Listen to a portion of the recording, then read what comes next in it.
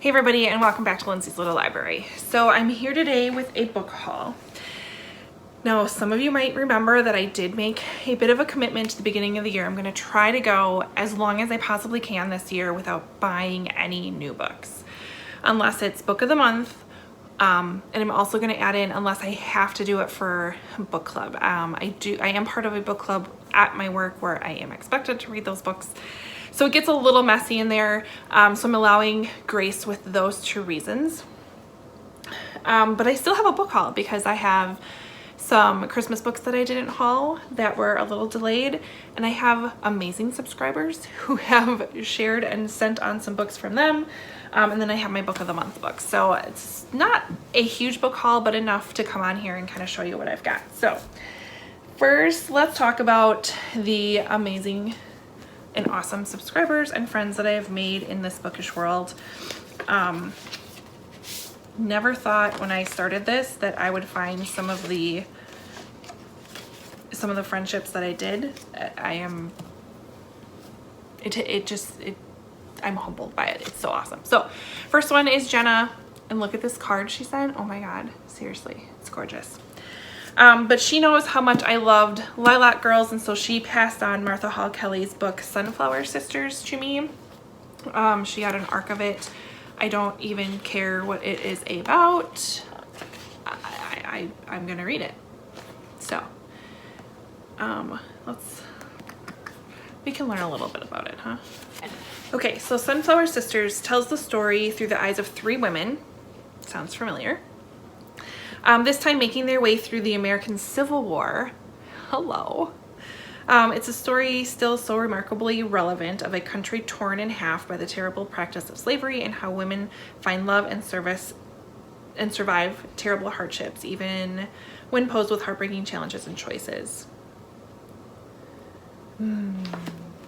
Well, that one is, and just this cover is beautiful. Oh my gosh, I'm beyond excited. Thank you, Jenna, for sending this to me. You're amazing. And then I got another one.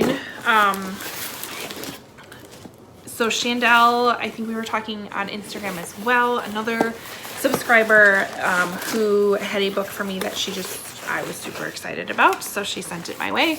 Homefront Girls by Suzanne Hayes and Loretta Nyan. This one, which I love. So it's January 1943 when Rita receives her first letter from Glory Whitehall. Glory is an effervescent young mother from New England, impulsive and free as a bird. Rita is a Midwestern professor's wife with a love for gardening and a generous old soul. These two women have nothing in common except for one powerful bond. The men that they love are fighting in a war a world away from their home. Brought together by an unlikely twist of fate, Glory and Rita begin a remarkable correspondence. The friendship forged by their letters allows them to survive the loneliness and uncertainty of waiting on the home front, and gives them the courage to face the battles raging in their very own backyards. And you guys, it is written in letter format. Oh. So beyond excited for that one. And then she sends me more.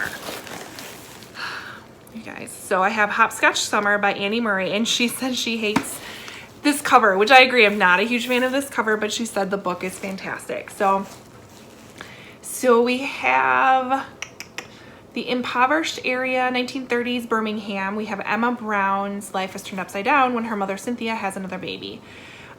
She's always been a happy-go-lucky child, Emma has, content as long as things were all right at home with her parents and her brother and sister. But when the baby's born, Cynthia doesn't seem able to cope, and even her lifelong friend and neighbor, Dot, can't seem to get her through it.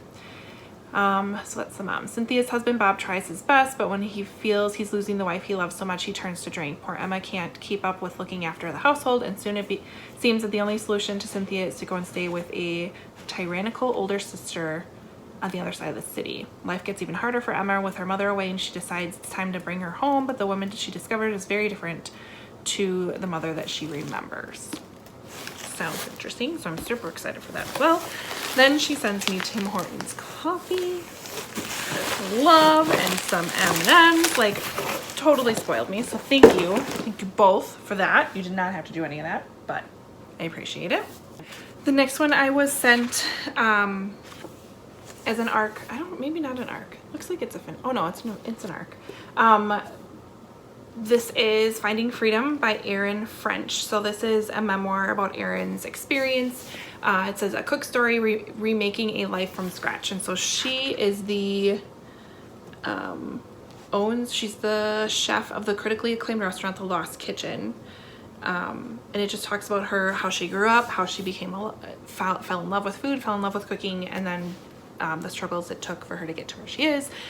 First of all, I love memoirs, and second of all, let's talk food as well. Like, yeah, sign me up. So super excited about that. It comes out April of this year, so that one was sent to me as well. These are like my leftover Christmas purchases. So again, not breaking my little book buying band. These are what was left. This one I'm reading in February. It's called Black Klansmen by Ron Stallworth.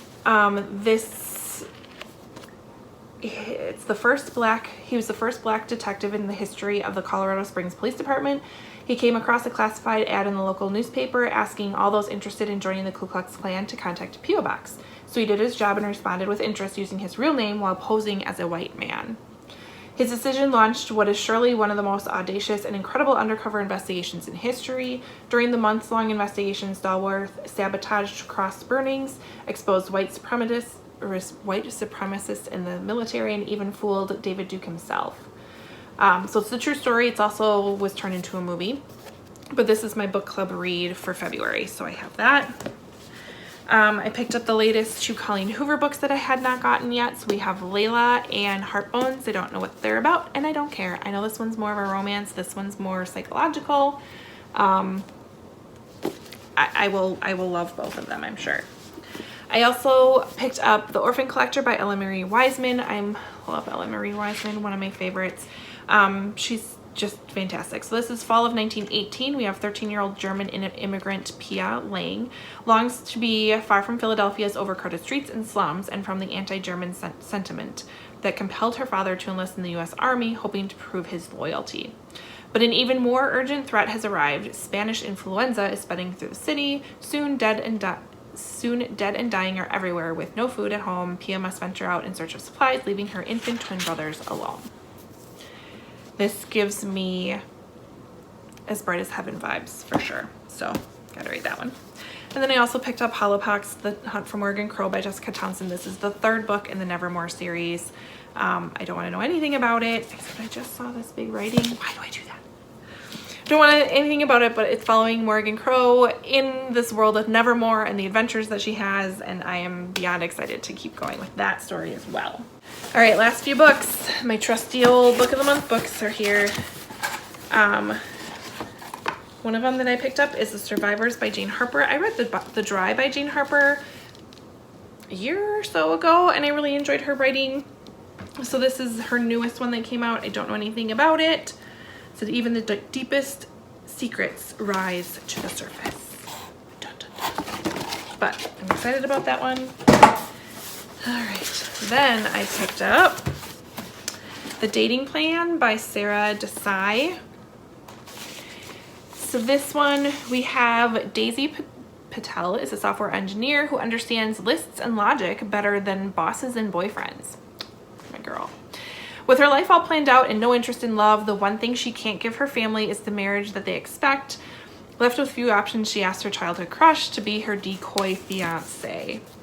I don't need to read anymore. Sounds good to me.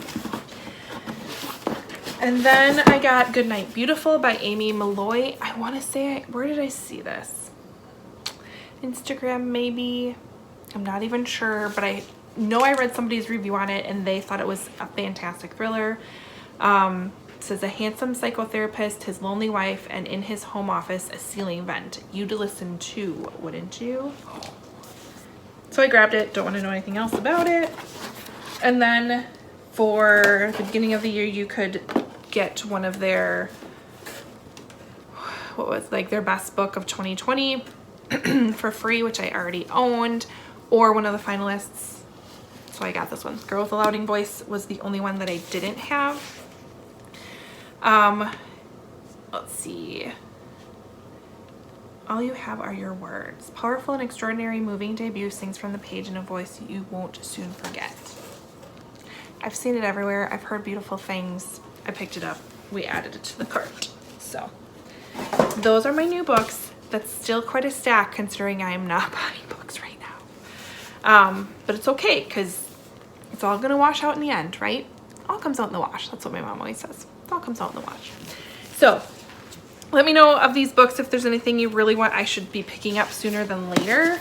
Honestly, I'm super intrigued to read this one and compare it to As Bright as Heaven over here and do a little, if you read this, you should read that. That's what I'm assuming is gonna happen, but I'm really interested in that one. Of course, my Colleen Hoover, we might pick like a snowy weekend where I'm not going anywhere and just bust one of those out. So those are the new books. Comment below, let me know what I should read. Otherwise, like, subscribe, all that fun stuff, and I'll see you next time. Bye.